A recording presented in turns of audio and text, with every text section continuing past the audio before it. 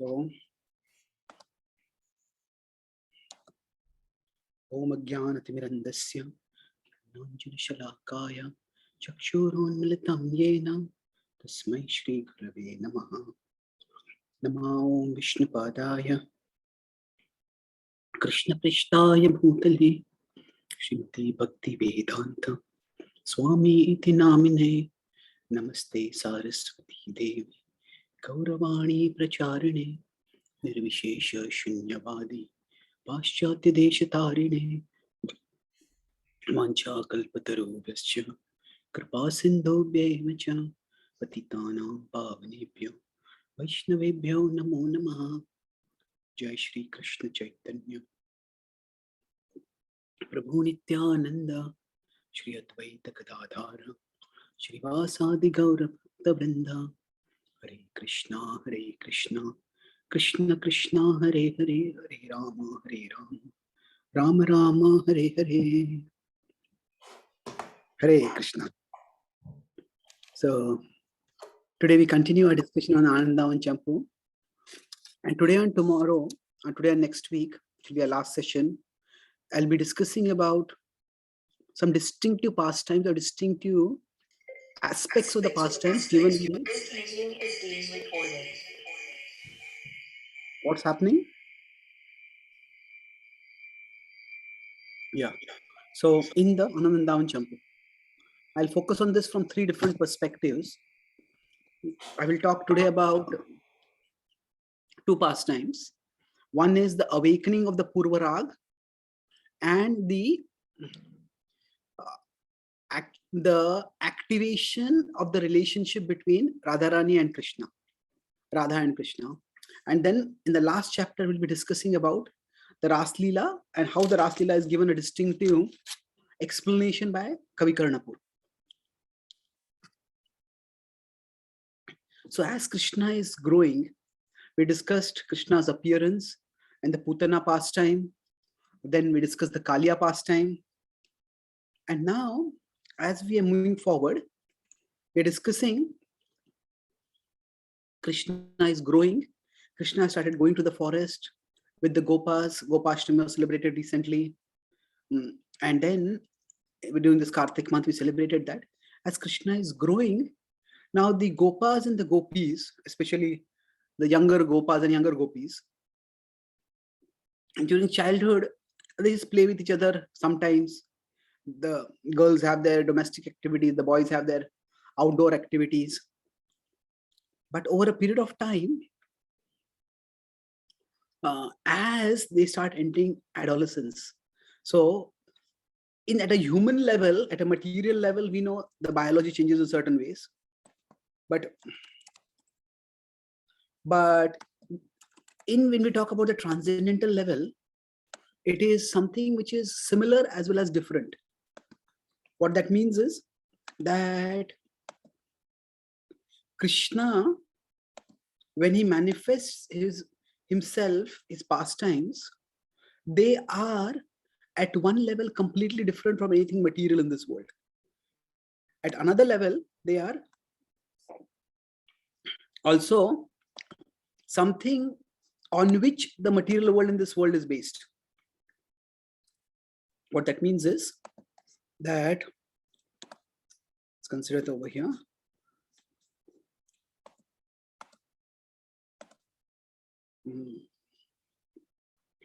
So we have the Purva Rag. Purva Rag, what does it mean? Purva Rag means that Rag is attraction, Purva is before. So you could say the attraction before the actual attraction, or the beginning of the transcendental attraction. So the gopis, they see Krishna at one level, and they normally, he's such a beautiful, cute child.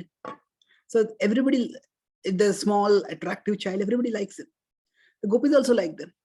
But as Krishna starts growing, what happens is Krishna enters his teenage, and the gopis also enter their teenage years. And then the attraction between them starts manifesting at a different level. So Krishna, how does the transcendental manifest at the material level or through the material level? Now we understand, for example, the deities themselves are transcendental. It's Krishna manifesting as the deities. At the same time, the deities are made of particular material elements. And say, if those material elements are they are dissolvable, they are deteriorable, they are cuttable, then we have to protect them from those, so that those material manifestations of transcendence don't get materially eroded. So there is how the transcendental manifests in the material is fascinating. So for example, when Mother Yashoda, she sees Krishna, it is frequently described that milk starts overflowing from her breasts. Now we may say, okay, is milk is a physical thing? If Krishna's body is transcendental, Yashoda's body is transcendental, then why should something like a material substance come from her breasts? Well, it is in the material world. Yes, the mother's milk is among the most nourishing things that a newborn baby can have. Not among the most nourishing, you could say. So in that case, we could say it's material, but it is essential also. So in the case of Mother Yashoda and Krishna, it is her love that is manifesting through, when we talk about Yashodama's breast milk, what is happening is, it is her divine love that is manifesting through a material medium, manifesting as that milk. Now we may say, because her body is transcendental, because Krishna's body is transcendental, so even the milk is transcendental. Well, yes, that is true. No doubt about it. But then, let me say, if Krishna's body is transcendental, then why does Krishna even need milk? Krishna is sustained on his own. The transcendental body doesn't need any physical food. That is true. But the idea over here is that if we consider spiritual material interaction, the idea is bhakti is never abstract spirituality. It is actually very concrete spirituality. Abstract means, oh, there is some ultimate reality somewhere. Bhakti is very concrete. Oh, there is a personal divinity. There is Krishna who has a peacock feather, who has a particular complexion, who wears a particular object. So in one sense, bhakti is sensory spirituality. It engages our senses. Krishna appeals to all our senses. So Krishna gives us opportunity to engage our senses. So when Krishna is serving Mother Yashoda, at that time, what is happening is that if Krishna's body is spiritual, Mother Yashoda's body is spiritual, then what is the need for Krishna to eat food? What is the need for Mother Yashoda to provide food? Well, we could say that, but the problem with that reasoning would be, and how are they going to express love with each other? How are they going to share reciprocations, share their love with each other? So there are tangible manifestations or tangible actions through which love is reciprocated. And those tangible actions are what are being talked about over here. So what happens is, we could say, whatever is necessary for reciprocating love and relishing Leela is manifested in Vrindavan by Yogamaya's arrangement. So the idea here is that the point is not that this is material, so therefore this cannot be there, or this is spiritual, this has to be there. There is no stereotypical conception. Rather, the understanding is that whether this is material or whether this is spiritual, overall, the point is, this is the direction in which we are going. What is the direction? Krishna wants to reciprocate love with his devotees. The devotees want to offer their love to Krishna. So whatever is required for that is done. So for example, On the war field, Bhishma is shooting arrows at Arjuna, and some of the arrows hit Krishna, and Krishna's head starts bleeding. If Krishna's body is transcendental, then how can Krishna's body have blood coming in? It can have, because that is what is going to flavor that particular pastime. Bhishma is in Viryaras, and Viryaras is triggered by seeing those arrows. So the point being made is that actually Krishna is, for Prabhupada says in the purport that for Krishna, whether an arrow is being shot that pierces his body or a garland is offered which goes around his neck, for him both are same, because he's bhavagrahi. He sees the emotion that is there. So the point I'm making is this Purvarag, when it starts awakening, it may seem very similar to how the attraction awakens for in this world. A male gets attracted to female, a female gets attracted to the male. That is just natural. In one sense, it's natural, it's biological, it's at one level universal. But rather than saying Krishna Lila is similar to that, we understand that what is happening in this world. So it's not that, say, Krishna Gopi attraction it's not that this is similar to the male-female attraction in this world, but rather male-female or male-female, because a teenage attraction in this world. No, not exactly. Rather, it is that attraction is the original of which this world's attraction is a pale imitation. So the male-female attraction in this world manifests because in one level it's like Krishna. It's what happens in the spiritual world is reflected over here. So when Krishna and Gopis, both of them enter into their teenage years, Anandavan Champu is focusing more on the emotions of the Vrajavasis, Gopal Champu focuses more on the emotions of Krishna. So here, from the perspective of the emotions of the Vrajavasis, it is described that they simply get captivated, completely captivated and consumed.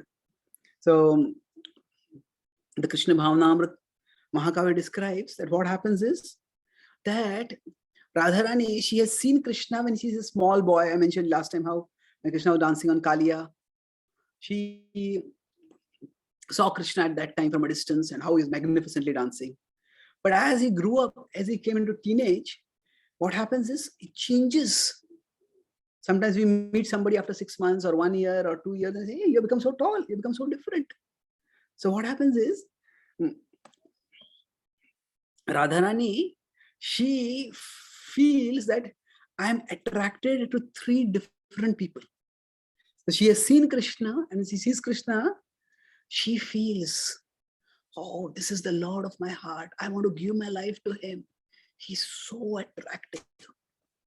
And then what happens is, afterwards, she's just going about in her village and she suddenly hears the flute.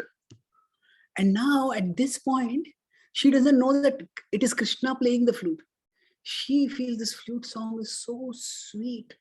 It has conquered my heart. And she completely becomes captivated by that person.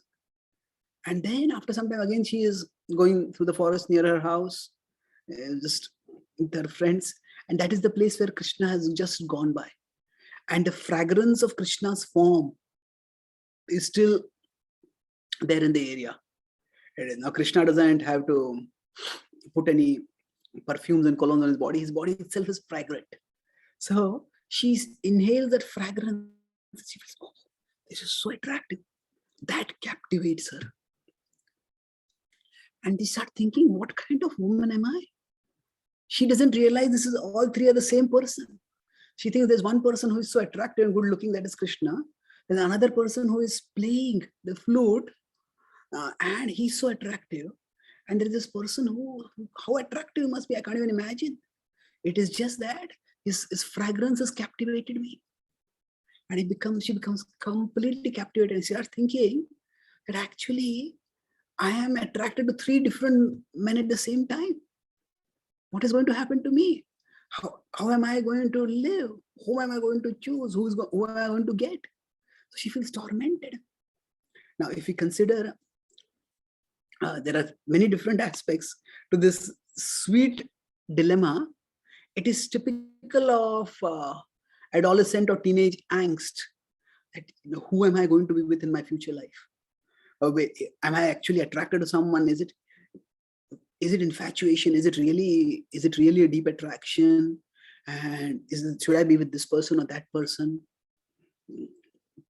So of course, in traditional settings, in many ways, the youth were protected from this. It can be like a maddening infatuation through the system of marriages being arranged. But it's not that all marriages were arranged. If you see the Kshatriyas, Arjuna was attracted to Subhadra, Subhadra was attracted to her, and then they went against Balram's arrangement and they got married. So the idea is that this causes a lot of angst, this causes a lot of anxiety, and especially this causes a deep churning of the heart. So this is what happens to Radharani, and she starts thinking, what am I to do?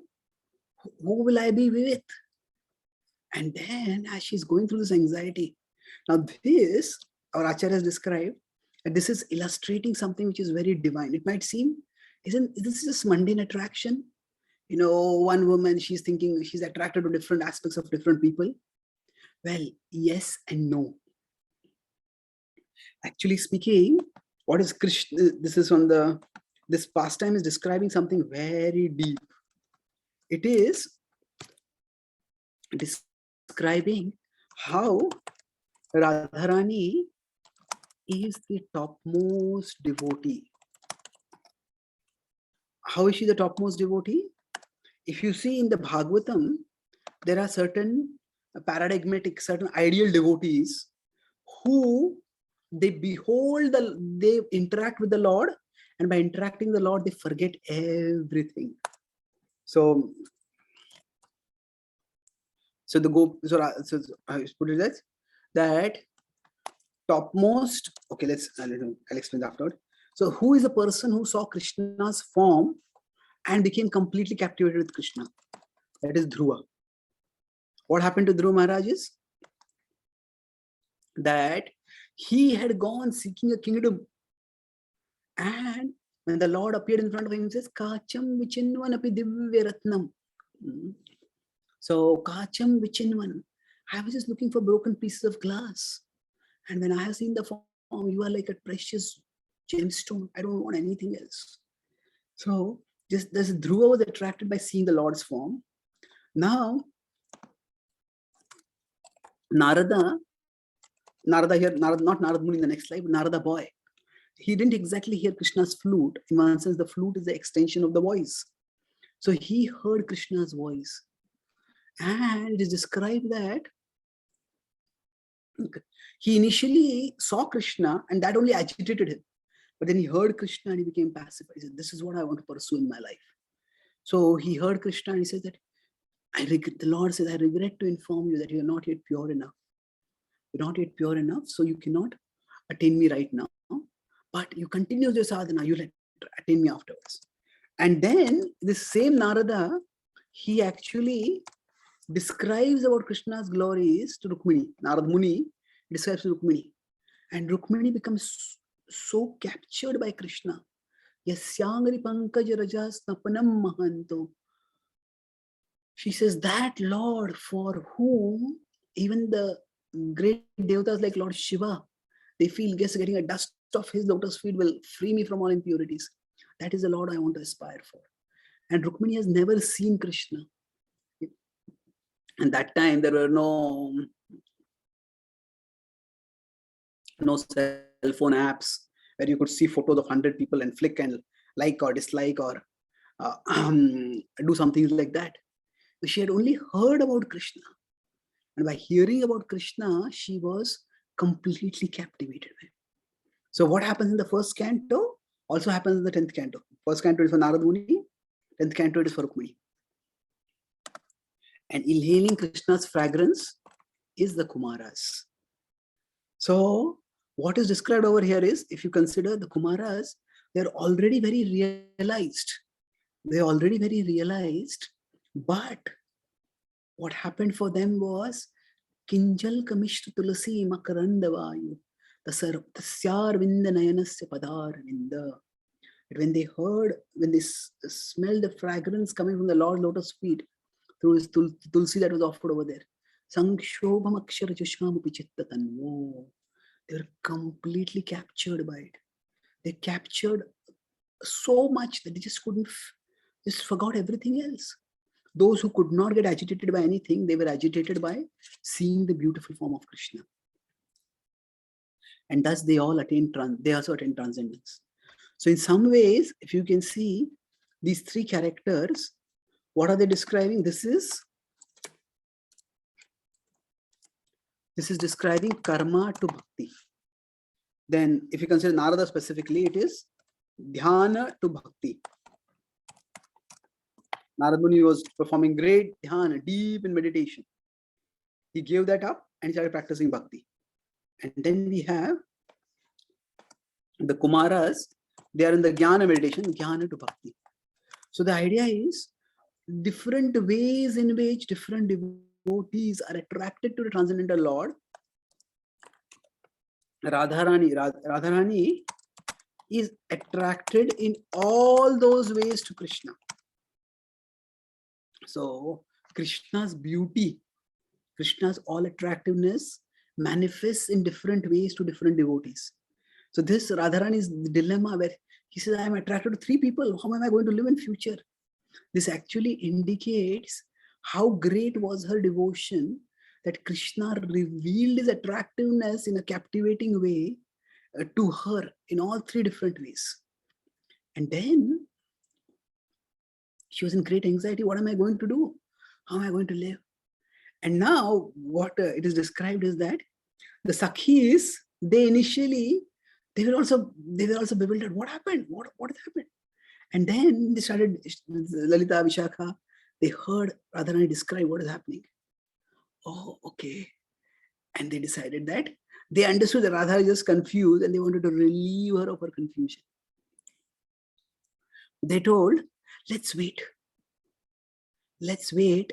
And they decided to go and wait on the path on which Krishna was going. And then Krishna was playing his flute. Radharani heard, oh, my Lord is coming. And she felt very excited, very ecstatic. And then as Krishna came closer and closer, generally the flute sound, the sound can go over a further distance.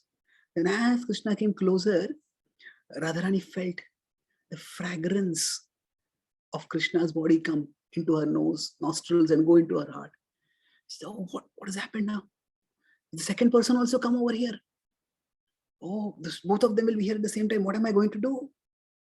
And then she was behind a tree and she was watching from behind a tree, and then she suddenly saw Krishna, that same Lord whom she had seen. And she thought, this is a third person. She says, oh, what am I going to do now? And then Krishna was playing his flute, walking by, and he just seemed to be walking by. Suddenly he turned. And he turned and came straight to Radha. And then as she started coming to Radha, and Radha saw that, oh, this is the person who was so beautiful and walking by. He's also playing the flute. And as she started coming closer and closer, the fragrance started becoming sweeter, thicker. And then she realized that, oh, this fragrance is coming from Krishna and from the same person. And then it is suddenly at one moment she realized, oh, all these three are the same person. And the joy became so great that she just fainted in ecstasy. It was a huge relief. She was thinking, I love these three people. And I can't live without any of them. And how can I live with all of them? What am I going to do? So her love was resolved, her love dilemma over love was resolved when she realized, actually, I'm not loving three people. It is, those three are actually one person. They're just one person. And I was thinking there are three people. So this particular pastime is one of the endearing ways in which the awakening of the Purva Rag is described. So what happens in the Purva Rag is, the Purva Rag means there is no meeting. There is not even clarity. Is there going to be a meeting? When is there going to be a meeting? Whom am I going to meet? So it can be very confusing. But so the agony is resolved in one moment of unbearable ecstasy. So there is prolonged agony that Radharani has. What am I going to do? But it is resolved for everyone. And the principle is that Krishna is so all attractive. Now, when we say all, there should not be the word so. That is all attractive, is all attractive. There's no so as a degree over there. But Krishna is so attractive, is so all attractive that he can conquer our heart even through just one of our senses. That is what is illustrated in this pastime. Just one of the senses are enough to conquer our heart. And so similarly, this is what happens to Srimati Radharani. Her heart is completely conquered by Krishna. And if you see many devotees, the prayer that we offer is, let at least one of my senses be engaged in Krishna's service. We have Parikshit Ambarish Maharaj's example. Savai Manaha Krishnavan Arvindayor Vachamsi Vaikunta Gunanukaranane. So his mind is fixed on the Lord, his tongue is glorifying the Lord, his hands are mandira marjana dishu, his hands are cleaning the temple, the feet are going to the temple of the Lord. Pada Hare Kshetra Padanu Sarpane. So like that, there are different things happening with his different senses. And all the senses are being engaged in Krishna's service. So the idea is, my dear Lord, that at least one of my senses be attracted to you. This is a very beautiful contrast. So the Krishna, through this pastime, this is the, you could say, the devotional opposite of the materialistic predicament. The materialistic predicament is what? That the soul is considered to be like a husband with many wives, and each wife is pulling that husband in many different directions. Bhavya sapatnya iva geha patim lunanti. The Prahlad is praising Bhavya sapatnya, that there are many wives and they are iva geha patim lunanti. That the geha patim is the householder is being pulled and tormented. Lunanti. Lunanti means is plundered. So this is the opposite. So in the material world, what happens is we are attracted to different senses and different sense objects, and sometimes each sense pulls us in a different direction and we get completely lost by that. But the opposite of that is that Radharani, her different senses are pulling us to her. She thinks toward different manifestations of Krishna, but actually she's being pulled towards, she thinks it's different people, but it's actually different manifestations of that one Krishna only. And when she realizes it, it is such a great ecstasy. So in this way, the agony, the angst, the torment, all that is there in typical adolescence or young adult stage that is there in this world, that is there in its purity, originality, sweetness in Krishna Leela. So now this Purva Rag is hinted at in the 10th canto of the Srimad Bhagavatam, where the gopis hear Krishna's flute and they start praising that flute, they start singing songs about Krishna, and it is mesmerizing. But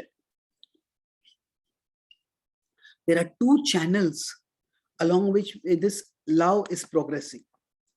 So what is happening is, if we consider the Purva Rag development, if you want to talk about this. So one is, it is more of involuntary and almost spontaneous. So that is where, as I said, Radharani is spontaneously attracted to Krishna and she just can't do anything. It is, you could say, typical adolescent attraction. And it is not typical adolescent atheism because completely transcendental, but it can seem very similar to that. So this is a little bit secretive, where Radha and Krishna, the society they live in is relatively traditional, conservative. So what are this boy and girl meeting and dabbling with each other, dallying with each other? What are they dabbling in? There's a little hesitation. They don't want to get caught. But it is simultaneously the Vrajavasis also want Radha and Krishna to be together. This is the other way in which there is structured and socially arranged. So this is public. So let's see how the Purvarag is nourished socially also. So in one sense, all the Vrajavasis, their life's fondest dream is that Radha and Krishna be together. That Krishna is the heartthrob, the sweetheart of Vrindavan. And from the time when Radha is born and she starts acting, so people start, even when she's a small child, she's not exactly Radharani, she's a princess at that time. Radha Rajkumari, generally we don't use that word. She's a princess at that time. But from that time, they say, oh, she's perfect for Krishna. So all the Vrajavasis want Radha and Krishna to be together constantly. And that is what they desire. Now, of course, in the next session, if we get time, we will talk about how there are obstacles created just for the intensification of love. And there are characters like Jatila and Kutila who embody those obstacles. But that's a slightly different dynamic. So here, how is this arranged? That now the society is still cultured and structured in a particular way. So they cannot just meet, but they want to arrange for meetings. So then what happens is, Radharani's parents, Kirtida and Rishabhanu, they make an arrangement. So Radharani's parents, what they do is, they make an arrangement for Radha and Krishna to be together. And what is that arrangement? That is a luncheon invitation. So they have they tell Nanda Maharaj and Yashoda, please come to our house for lunch.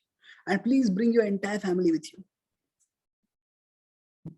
So when Yashoda hears this, oh, our dear friend, they invited us to come, so let us go. So they start going.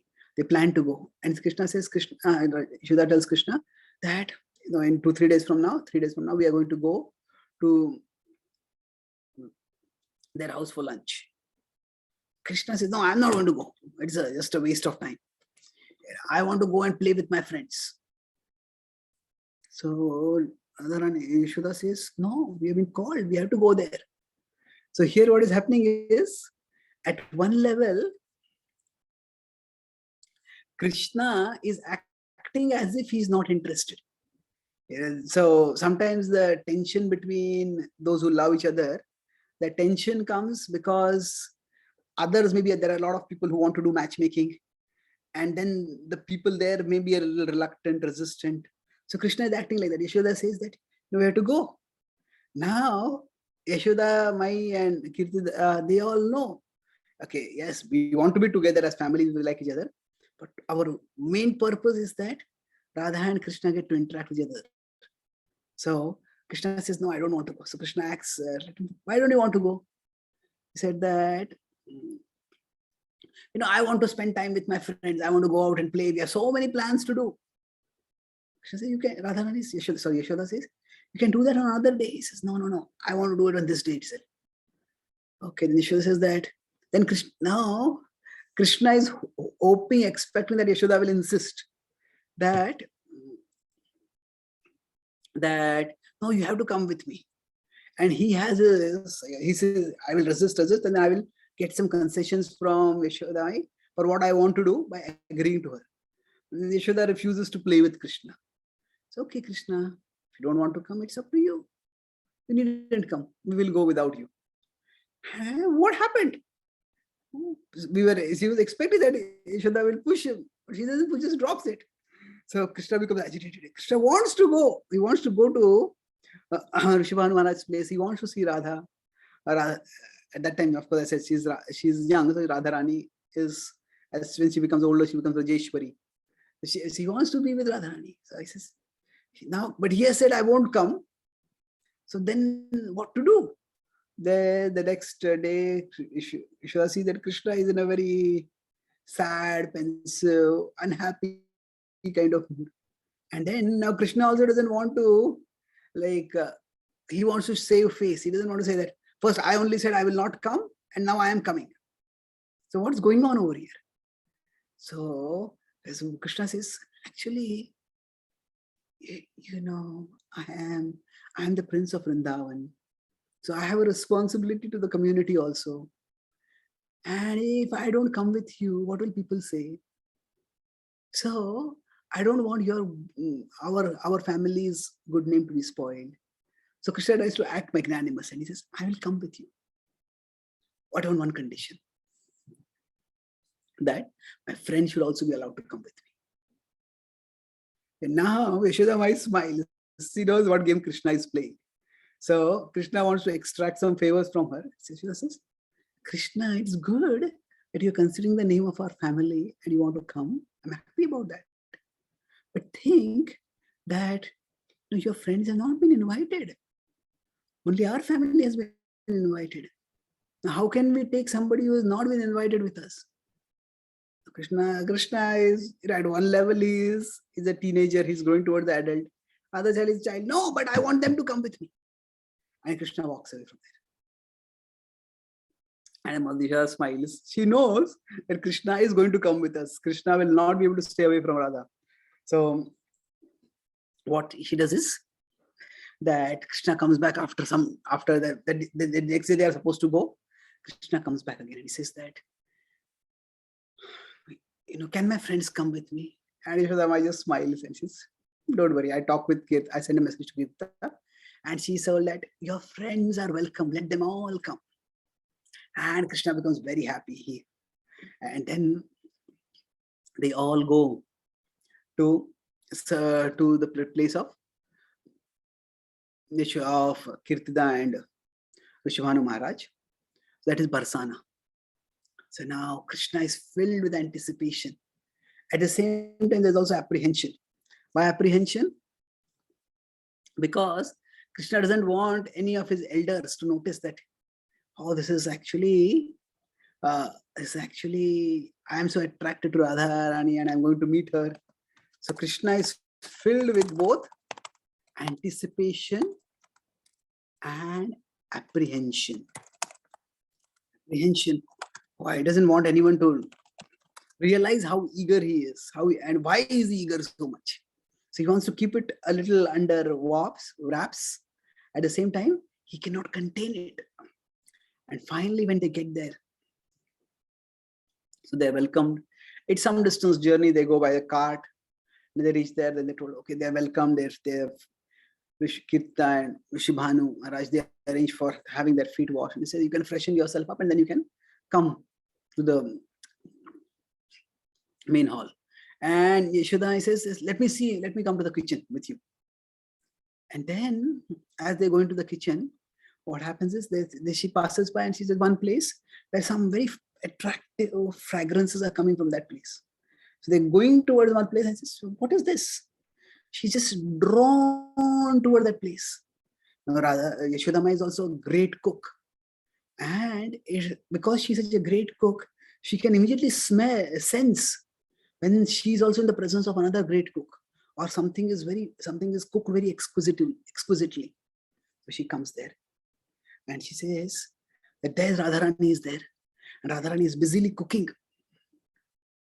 And because there are multiple stoves on over there and she's cooking, and because of that, Radharani is sweating. And Krishna looks at Radharani and then she looks at Kirti and says, she's so tender. She's like a soft lotus flower. By asking her to cook, just see her tender body will become withered like a dried up flower.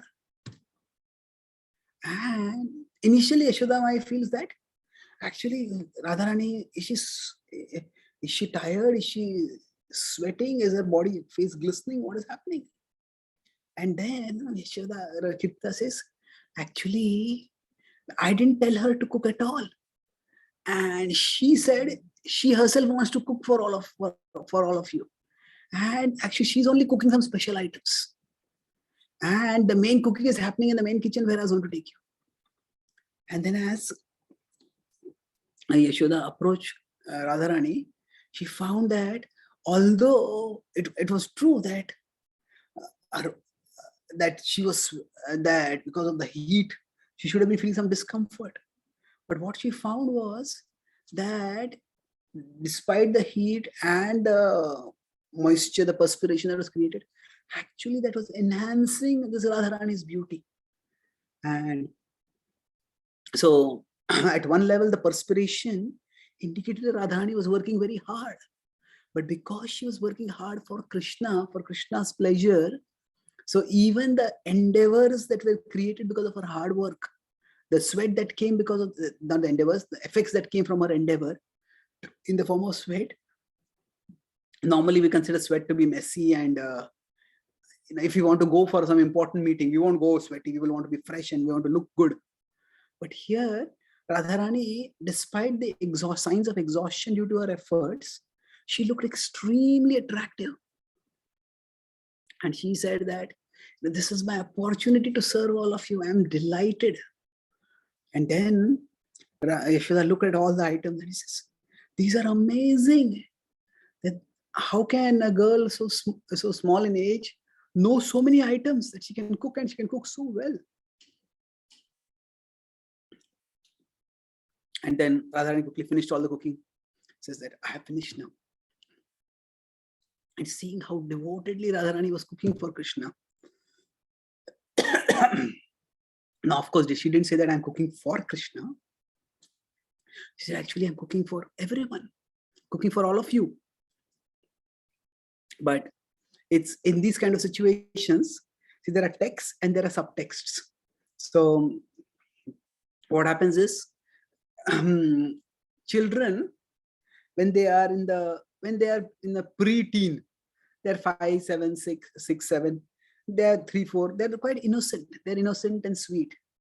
But as they enter into teenage years, what happens is, then they start becoming a little crafty. Not necessarily crafty in a evil sense, but just that because they're experiencing emotions which they themselves are not able to understand or process. They're feeling attractions which they didn't know how to deal with. So at one side, they can't conceal it. At another side, they don't want to reveal it. So what happens is, sometimes they start talking in double meaning words. So they're saying one thing to one person, but they're also saying another thing to another person.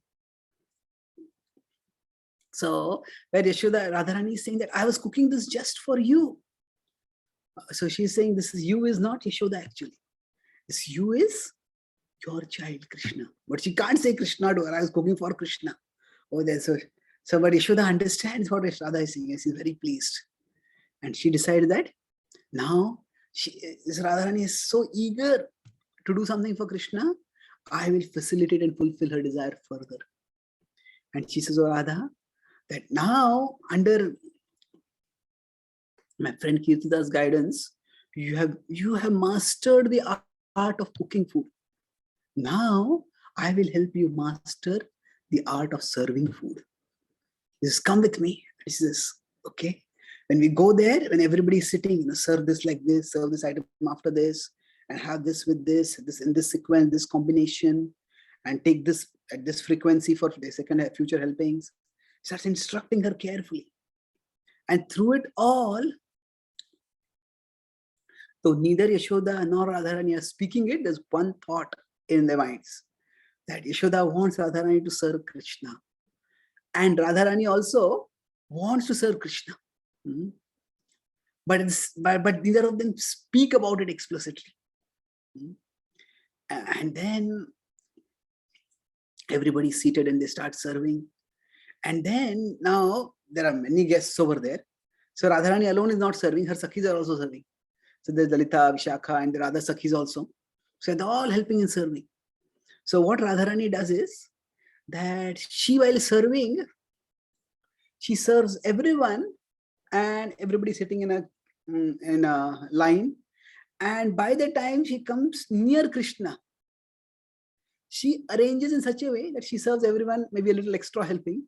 So by the time she's coming to Krishna, she says, "Oh, my pot is empty now." And she comes back, and instead of going back again and serving Krishna, then she says, "Lalita, you go and serve. Vishakha, you go and serve this. I'm tired. I need to rest a little bit. Or I have to look at this item. I have to look at that item." She makes various excuses. So this is what is happening over here. At one side, there's one part of her who just wants to be with Krishna. Now she can't literally be with Krishna, in the sense that they're serving in a public place, but she can at least serve Krishna food. But one part of it wants to do it, but another part of her wants to know. I can't go close to Krishna. I don't know what I will do. I'll be overwhelmed. I don't want to do it. So she pulls away from serving Krishna. And then Kirtida and Yashoda are looking at it. They're smiling at each other. Oh, Radharani is being a little mischievous. And they said, "No, we won't let her get away with this." So what happens is, so Radharani is doing this repeatedly. And at that time, what happens is that she is just, again, whatever pot she was serving food in, it just gets over, it gets empty, the serving pot, just as she's about to reach Radharani. So what Yashoda does is, she says, "I won't let you get away this time." So she immediately sends another Sakhi with just that pot filled. She says, "Now you serve Krishna." And she becomes petrified. No. She had made her mind completely up. I'm not going to go near Krishna. I'm going to go away. And suddenly she has no excuse, because the very thing that she was serving, her pot was empty, but now another filled pot is there with her for her to serve from. And she freezes. And she looks at Yashoda, she looks at Kirtida, and they both gently smile. Serve Krishna. That's what they're indicating through her eyes. And then she realizes, I can't do anything. I have to. Now her heart is beating very heavily inside her. And she moves slowly, taking steps towards Krishna. She doesn't want to make a mess of it. And she serves Krishna. As she's serving Krishna, then Krishna looks at her and Krishna smiles. Now Krishna is smiling broadly. He's been also eager waiting. When will Radharani come to me and come to serve me? And I see that she's coming and she's going away. She's coming and she's going away. She's coming right near me and she's going away. What is going on? When is she going to come?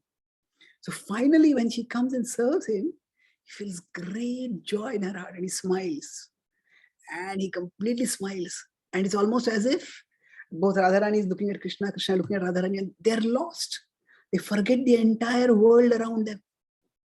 And then suddenly, somebody else is serving somebody else, they're talking, and suddenly some noise comes and both of them get jolted out. What happened?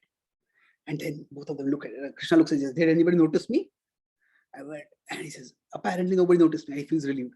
And Radharani also looks at each other, and oh, nobody noticed us. Actually, everybody notices what is happening. Now they not only notice, they wanted it to happen. So Yashoda and Kirtida are watching from a distance, and they're so happy to see Radha and Krishna. They're so attracted to each other. Their heart's dream is that both of them will be together in the near future. So then, as Radharani serves Krishna, and then she's serving a sweet to Krishna, and Krishna takes that sweet, he makes a twisted face. And Radharani's heart stopped. What happened? Oh, what happened? Was this not cooked properly? Was something wrong with this? How did this happen? She starts panicking. And then she has served, right sitting next to Krishna is Madhumangal. And she has served that same food to Madhumangal, same sweet, and Madhumangal takes that sweet and it's delicious. And then Radharani looks at Madhumangal, she looks at Krishna, and she's confused, and then Krishna starts laughing. And Radharani feels furious. She is serious. Krishna is teasing her. Krishna is making fun of her. The item was actually well cooked. The item was delicious, but he's just acting as if it is not delicious. It was not delicious, or it was badly cooked. And Radharani becomes a little flustered. She becomes a little angry. She immediately hands the pot over to someone else and goes away from there. But Yashoda and Kirtida are watching and they're delighted. She says, Yes, she's successful. And then while they are comforting, no, they said they are comforting Radha and telling her, go and serve again. She says, no, no, no, enough. I've served enough now. She feels very shy. That one interaction with Krishna, she's delighted by it, but it's also taken a lot of energy out of her. And then she's, I want to go away. And then Krishna takes the food, and then Yashoda is watching that Krishna is eating. And in general, if somebody cooks food, and then one of the joys of somebody who has cooked food nicely to see the people whom we are serving that food, they eat it with great joy. They eat it happily, they eat it in good quantity. And she sees Krishna is so happy eating the food cooked by Radharani. Now, as I mentioned that, there were a lot of items which were cooked, and Radharani had cooked only a few selected items. And in the main kitchen, many other items were cooked. Whereas Kirtida and Yashoda were both watching, and Yashoda knew which items had been cooked by Radharani and which had been cooked by others. And what Radharani had cooked, that Krishna was eating with such gusto. At that time, Yashoda realized that this Krishna loves the food cooked by Radharani. So I want to offer the very best to Krishna. And while one part of her feels a little sad, feels a little bad, that just like Dashrath Maharaj, when he announces to the world, that I'm thinking of coronating Ram as the king, everybody starts celebrating. And then one part of him is, hey, was I such a bad king that when some new king is coming, you're also happy? But another part is, no, it's Ram that they're going to have as the king. So the part of it is very happy. So in devotion, there is, you could say, many ambivalent emotions going one after another. So similarly, Yashoda starts thinking, I have been cooking for Krishna for so long, and how is this young girl, she has come, and Krishna is eating the food cooked by her with greater joy. So a part of her feels bad, but that part is immediately overcome by another part. The other part of her is what?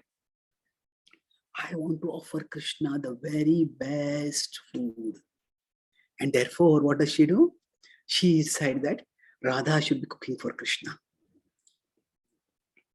And then she says, everybody has finished their food. And then she says, Kirtida says, thank you very much for coming to our house. Thank you for hosting. So they're just concluding words are happening at that time. Yashoda says to Kirtida that, I have one request.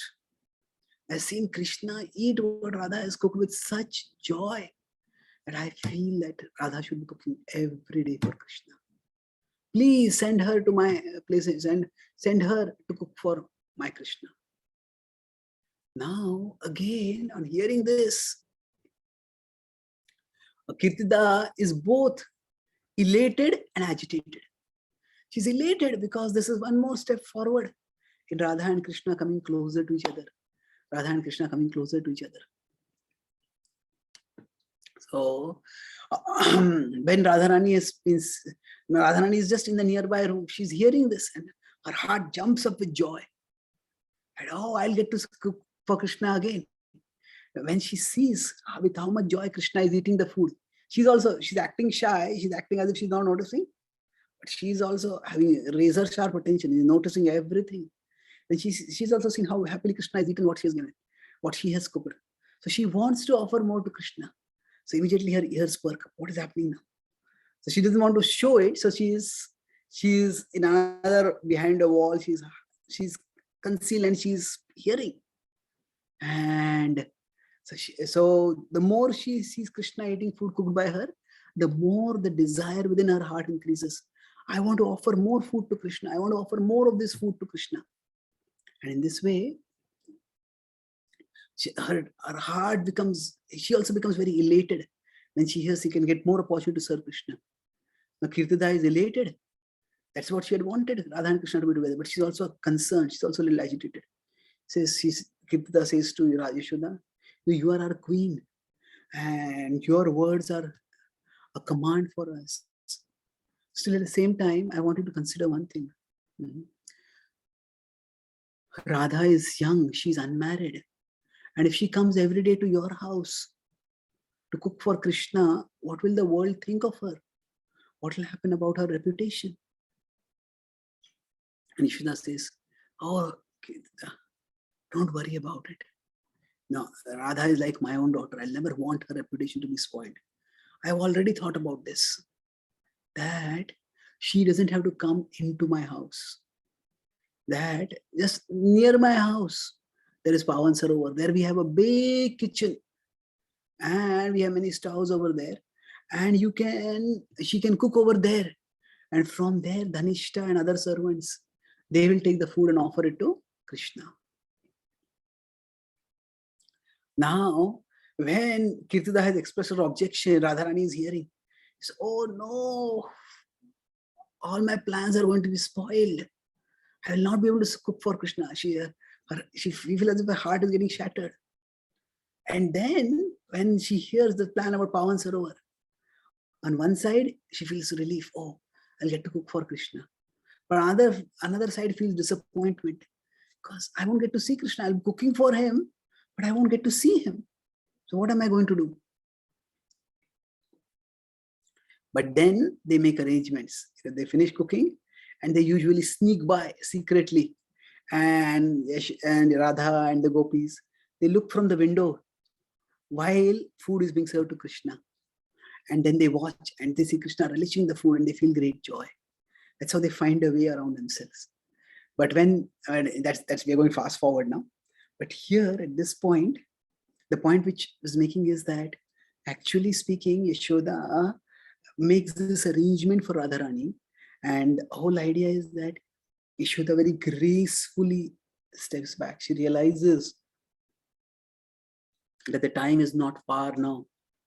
For me, when I will no longer be the most important woman in my son's life. That a mother is the most important woman for her child initially. But as the child grows, the son grows, that the mother has to gracefully step back. Not only step back gracefully, but gracefully make space for someone else. And Yashoda is doing that.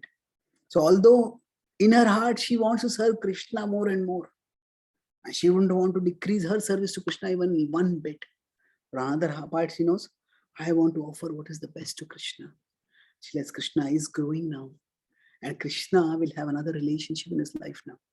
And I want to create space for that relationship. So from Radharani's perspective, what happens is, she does one service for Krishna. And when she gets an opportunity to do that service, she does it so wholeheartedly, so wonderfully, that the reward is she gets more service. And that is actually the purpose and perfection. So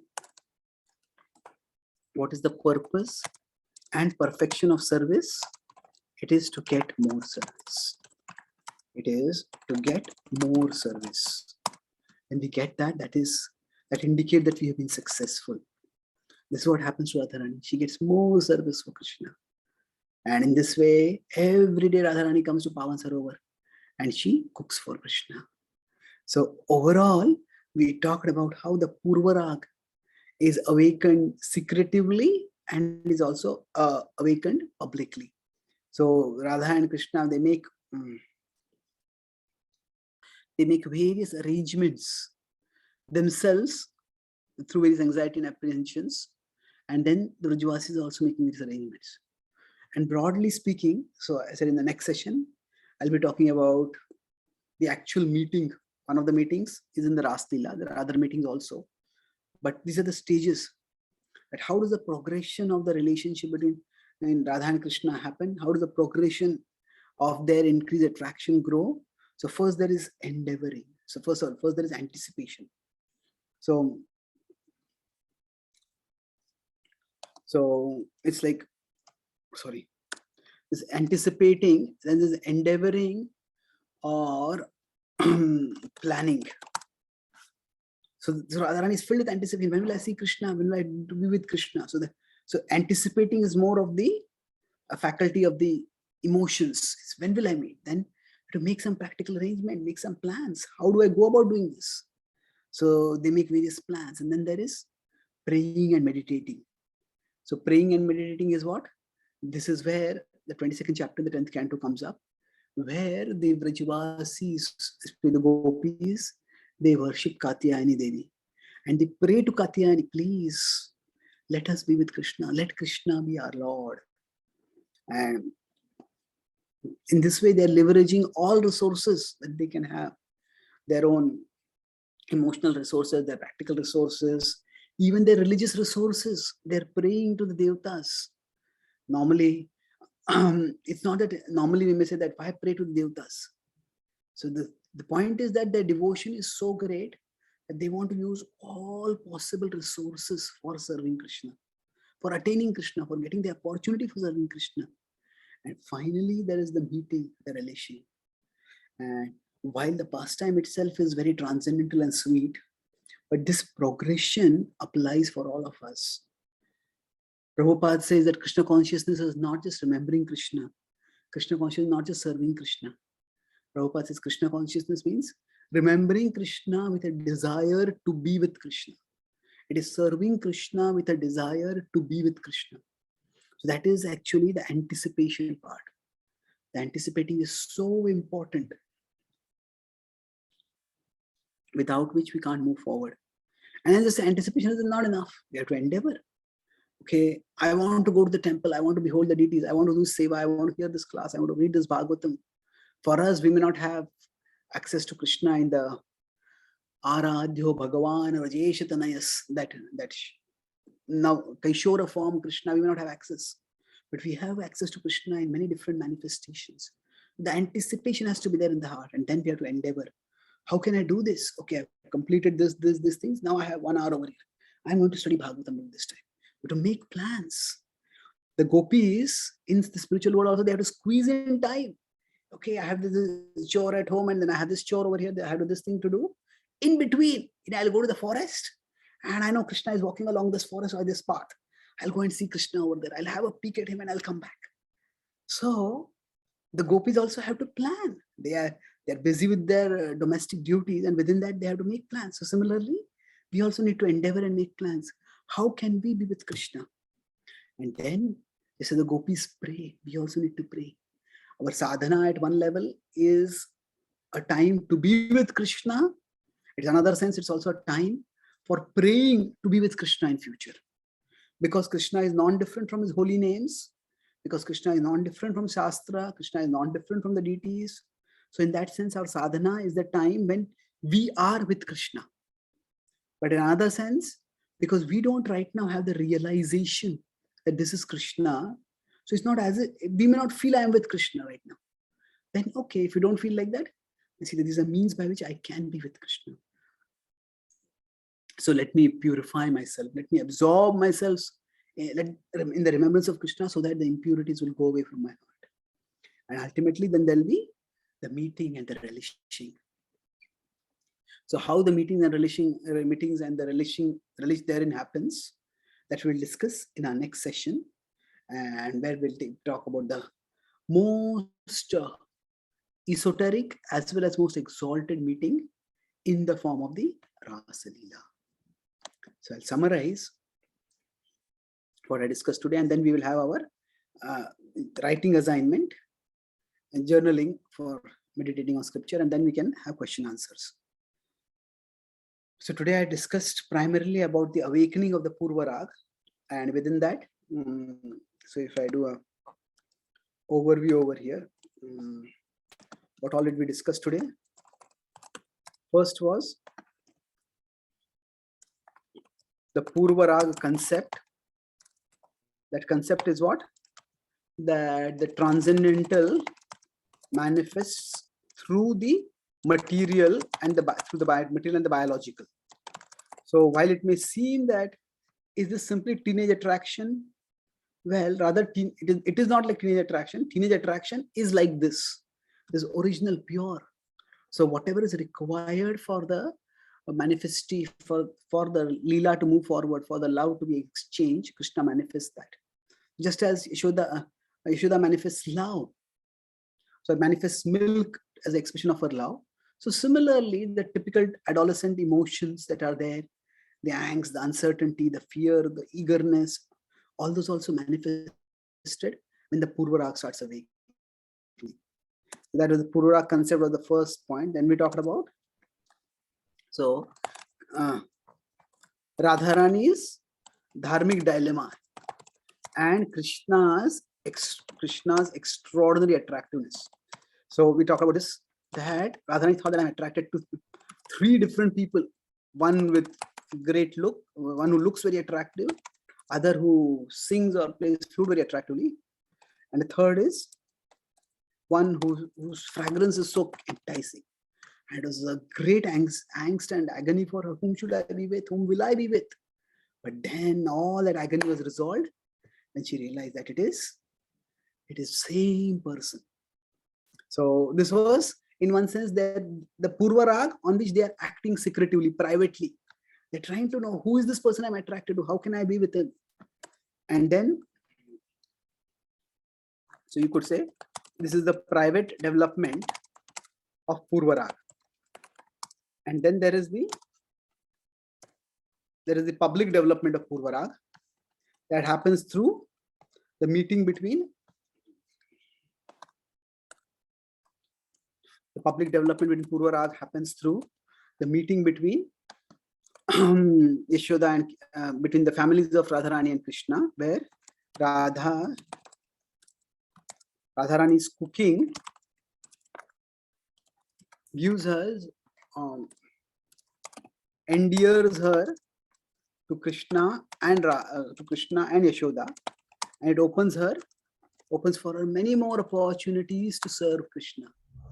So that is, it is not just they are trying to, the gopis and Krishna are trying to meet and develop the relationship. All of Vrindavan is also trying to do that, but in a slightly different way based on the culture and the structure of the society at that time. And the last point is, we talked about the stages in nourishing our attraction to Krishna. So our attraction can't be exactly called as Purvarag. It is not necessarily going to be in that Madhurya Bhav, but whatever form it is. So what we do is, there is anticipation. So we may not feel eager for everything in Krishna Bhakti, but there are some things we may feel eager for. I may not feel eager for chanting, but I feel eager for kirtan. I may not feel eager for hearing, but I feel eager for. I may not feel eager for reading books, but I feel eager for hearing particular classes. So wherever there's anticipation, nourish that, cherish that, and try to increase that more and more. And it's not just anticipating. After that, we have to be planning. How can I act on this? Gopis want to be with Krishna, and within their busy days, they have to squeeze some time to go to the forest and run back and come be with Krishna for a few minutes. Like that, we have to squeeze time. We have to plan how can we be with Krishna. And then there is praying. And what is that? The gopis worship Katyayani so that they could be with Krishna. And similarly, for us in our sadhana, it is both. We are with Krishna in our sadhana. At the same time, because we don't realize we are with Krishna, so our sadhana is also a means for us to pray that Krishna, I want to be with you. And in this way, through all the things, ultimately, there'll be the meeting and relishing that will happen. So we all can, although the specifics of the ways in which the gopis love Krishna are quite different, but the overall principles are universal, and we all can relish these principles, apply those principles, and increase the development of our love for Krishna. Accelerate the development of our love for Krishna. So let's conclude by this exercise, and then we can. So I'll talk about this. These are 3 different questions. So 3 different kinds of questions rather. So first,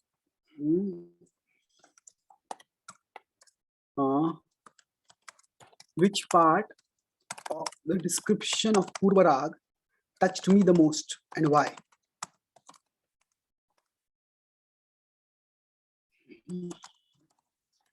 So this is more the Leela that we understood and how we can deepen, understand our appreciation for that Leela. The second part is which manifestation of Krishna or which aspect of bhakti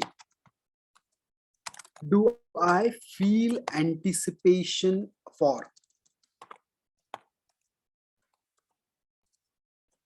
So anticipation. You know, recently one devotee told me that anticipation itself has become like an industry now. I said, what do you mean by anticipation become like an industry? That suppose say there is a cricket match going to happen, on cricket match, then they have a website where this kind of 8 hours, 23 minutes and 25 seconds remaining, and then the countdown goes on. Or say a new iPhone is going to be released, and then there they have now 3 days remaining, 2 days remaining, 1 day remaining, some movie is going to be released, and they say the countdown, just 3 months remaining, and people count actually 3 months. Now 2 months, 29 days, some new TV series is going to be released, or the next episode season of a TV series is going to be released. The anticipation is a big thing. And sometimes, depending on how many times people search for something, they decide that this is going to be this popular, and this is advertising revenue that will get. So anticipation is there. We all anticipate certain things. So what do I anticipate in Krishna consciousness? That is something which we can look forward to. And then the last part, this is the second question. And the last part could be, how can I act on the things that I feel anticipation about? That, okay, I feel eager to hear about Krishna. How can I act on it? I want to read the Bhagavatam, but I don't have time. Okay, what can I do? There's something I can do, maybe. Even if I can't have 1 hour for reading every day, can I just squeeze in 5 minutes and at least read 1 verse every day? So let's keep some touch with the Bhagavatam every day. Something like that. How can I act on the things that I feel anticipation about? So this is where, so we are discussing about the anticipation the gopis experience, what anticipation we can experience at our level, and lastly, how we can act on this anticipation. These are the 3 questions. And so we'll have about 10 minutes to answer these questions. And then I would like to hear your reflection on these questions. And then we will have our question answers, and then we'll conclude. Okay. So you have about 10 minutes now to answer this. You can write down, and please write it down, and then you can read it, or you can even do screen share and share it on the screen if you like.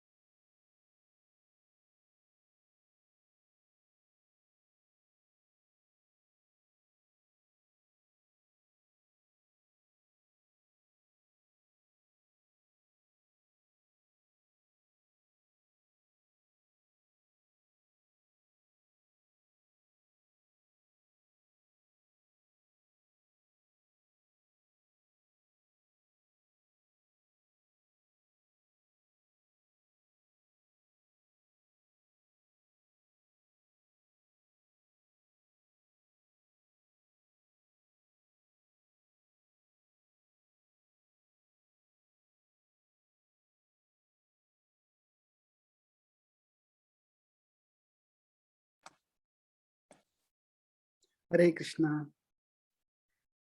Would anyone like to discuss what they have written?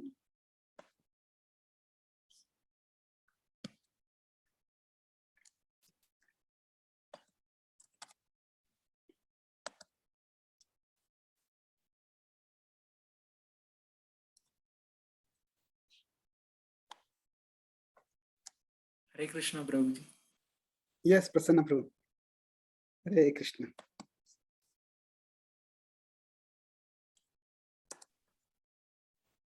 Can I share the screen, Prabhuji? I wrote Yes, it in please, the- please.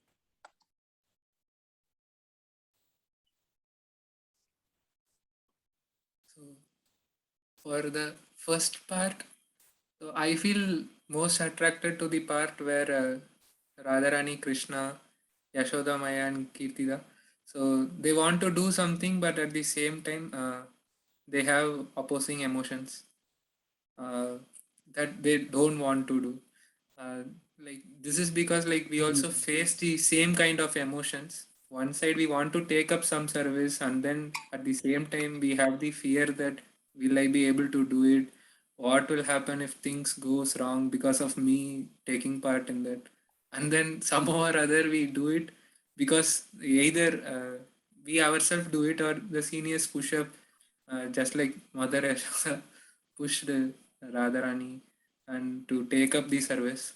And the second thing is the attraction we have. I personally have for pastimes of Lord and also for acharyas, the different Vaishnava acharyas, because the pastimes of Lord sometimes we feel difficult to comprehend, but when we read about Vaishnavas, they lived like us in this world. For example, Bhaktivinoda Thakur recently, Bhaktivinoda Thakur Prabhupada, Bhaktisiddhanta Saraswati Thakur, with all the opposing elements, and still they showed how their love for the Lord, and that attracts us me very much.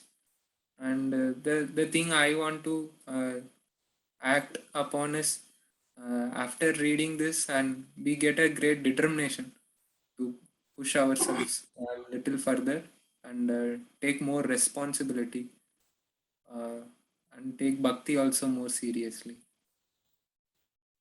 Beautiful. Yes, this is. Thank you. So overall, the ambivalence that is there when we take up a service, should I do it, should I not do it? That is also part of our connection with transcendence, because we don't know in advance whether the service will work out or not, whether we are the right person for it or not. So in one sense, just as in the world, when we choose a career, when we have to make decisions, there's ambivalence. So in one sense, the principles, the direction of the emotion changes completely in bhakti. Toward whom is the emotion being directed? But the overall principles, there are remarkable similarities in the dynamics of those principles. So yes, thank you for sharing that. Thank you, Yes. Prabhu. So thank you, Prasanna Prabhu. So we have Rakesh Prabhu has typed over here. Rakesh Prabhu, would you like to read it or should I read it out? You can read it, Prabhu. It's okay. Okay, sure. So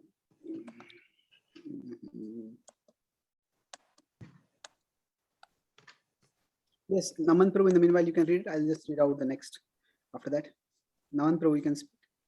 So, Prabhuji, I liked the childish thing of Krishna that I will not go, and after that he says, I want to conceal our reputation and all that, because even I am a child, so even I do that, so even I like that. Okay, thank you, Naman. That's nice. Okay. So it's according to our age, our situation, certain aspects of Krishna Bhakti we feel attracted to. Did you answer the other questions also? Or this was the main thing? Okay. So Rakesh Prabhu has written that what touched me the most was Radharani's dharmic dilemma. And which aspect do I feel most related to? That is the Vatsalya Ras, and especially when I play with my 2-year-old granddaughter, and I feel anticipation to hear Krishna Katha. So try to squeeze as much time as possible for hearing from advanced devotee like Amarendra Prabhu, and for attending Bhagavatam classes as part of the Bhakti Vaibhav class. Wonderful. So there are some ways in which we are already doing Bhakti, and we can try to create more anticipation in doing that. And also we can try to find new ways, or what we are doing, we can do it more also. So do with more quality, motion, and do also with more frequency whenever possible. Wonderful. Yep. So further to that, Prabhu, I mean, obviously the Krishna Katha is something that is uppermost in my anticipation, but should I be more, I think about, should I also, even though I have tried, but it didn't really work for me, was about book distribution and things like that as well, which I sort of, there's a latent desire, but I have tried it, it hasn't worked for me. But that is something that I would, even though stepping outside my comfort zone, I would like to try and keep pushing. But is that something that I should also endeavor to act upon as well? Well, I think that is something which is, there are multiple practicalities involved, that whether we are expected to do that service by some of our seniors, whether we have the talent to do that service, whether we are in a position where that service is very much required. So multiple factors can be considered here, because Krishna consciousness has many different aspects, and whether to do something which we don't feel naturally inclined to do, that's an entirely different question. And I give some parameters for deciding that. Whether it's the instruction of our seniors, whether the requirement of the situation, or whether it will lead to some particular growth within us, which we feel is necessary or is lacking. That's one way of looking at it. But here, what we are talking about is, there is already some attraction, how to build on that. Okay. So now, let's focus on that. Now, I would say that if you're asking, should I do something, then it's not so much an anticipation as maybe like a need, in the sense that not even a need, a question whether this also needs to be done or not. And that's a valid question. We could discuss it separately. But here we are focusing on where there's attraction, but we want to nourish the attraction.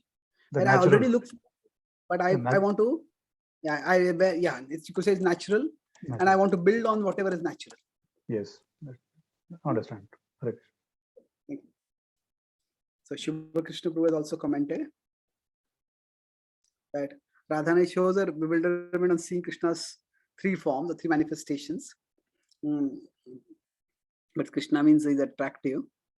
So he attracts everyone to him. And Radharani attracts even Krishna.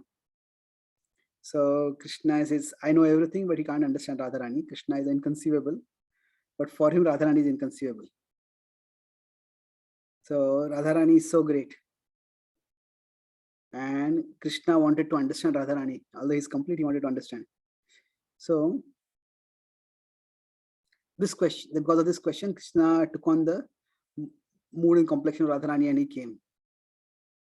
So Shiva Krishna Prabhu, is this a reflection, a question, or is this addressing some aspect of the journal, or I'm not sure? But Prabhu, my reflection to how Radharani's shows her bhakti and how she's merciful towards devotee. Okay.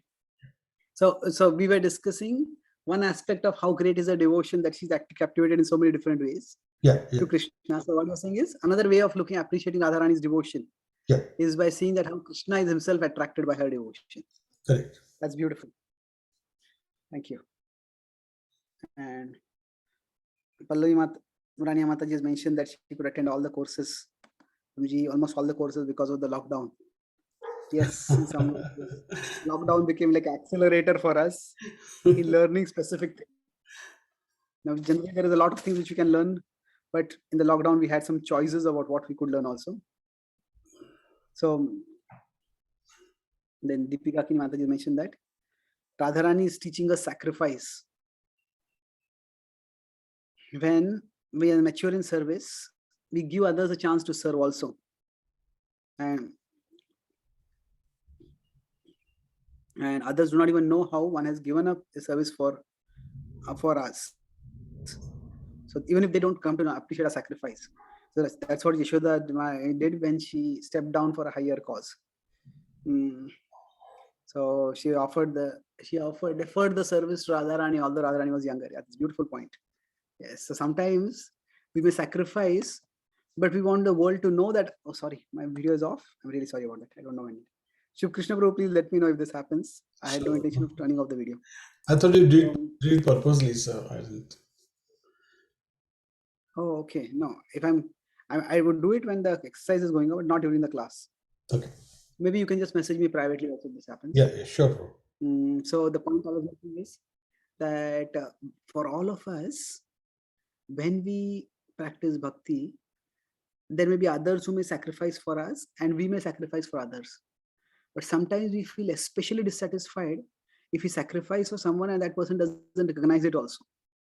But then it may also be true that others have sacrificed for us and we didn't recognize them. So rather than feeling too discontented about that, you can know that ultimately Krishna knows that we are what we are doing for him and for his cause, and Krishna will appreciate that ultimately. Okay. So any other reflections or questions? Okay, Naman said even me. Thank you.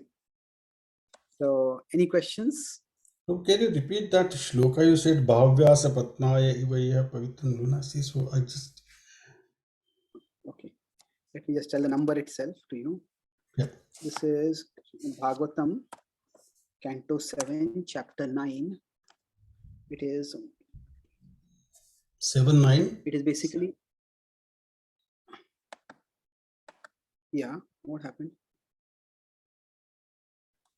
Yes, Canto 7th, Chapter 9, and it is just toward the end, I think 42, 43 to something like that. It's 40. 7, 9, 40. Okay. Thank you, Prabhu. Okay. Yes.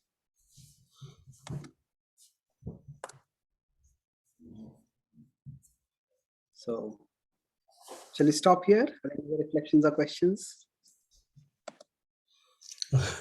Today's class a bit heavy, Prabhu. Because it was wonderful. Well, I didn't want. No, heavy in the sense that the concept, not very easy for us to, at least not for me to, get into it so easily. So, because it's a very, very, very, intrinsic and it requires a whole lot Bit of, esoteric, huh? It will exalt it. yeah, very deep. Okay. No, Yeah, today that's even why I felt I somewhere wanted to that give the some glimpse. sorry. So today even I felt just somewhere midway, the class got a bit intense. Yeah. I think like very nicely intense. I mean, I think Absolutely. we really got into the, the scenario, of the pastime. Yeah. Yeah, Okay. yeah. It was good, Are you saying that? Nothing negative, bro. Honestly. Yeah, I mean, it was nicely intense. Like, yeah. Yeah. Okay. So I think 2, 3 different things happen. One is that this whole dimension of Krishna Lila, we don't discuss it so much. Yeah. And then Yeah. even the details of I went particular details into the pastimes also. And then within that, the specific emotions within the pastime, the dynamics within the pastime. So yeah, I agree with that. And I think it's also about your mood. I think even you were into it so much that it's contagious, right? So it passes on to the audience. Fully agree. Yeah. Because it was so obvious, like you were so much into it, it passed on to us very quickly, like, in a split second, like, yeah. Nice, very nice. Thank Yeah. you. It's Anandam Champu has several pastimes like this. I chose one of them. I think the first part of it is a little bit more devotionally, it involves more esoteric concepts. The second part is much more accessible. where the Radharani is going and cooking for Krishna. That's quite sweet and accessible. So thank you very much Yeah. for reflection and participation. Uh, So we'll continue our next session Your where choice, we'll be discussing. your choice of Sorry? the word is also so good. Prabhu. Prolonged agony is resolved in one moment of unbearable ecstasy. So, you know. Actually, today I did not do journaling because I was still processing the whole thing. Oh my Like God. I thought like it's okay if I'm not writing, it's okay. I mean, sometimes, like oftentimes I will write because I like writing also. But today I didn't because I was still processing the whole thing. So yeah, very nice. Very nice. Thank you. Thank you. Yeah, thank you. Prabhuji, Hare Krishna. Hare Krishna. Krishna Prabhuji, Bhagwan ki jai. Anand Vrindavan Champu ki jai. Yeah. Prabhupada. Gaur Bhakta Vrinda ki jai. Jai. Chaitanya Charan Prabhu ki jai. Jai. Hari bol. Hari bol. Thank you very much. Thank you. Thank you. Hari bol.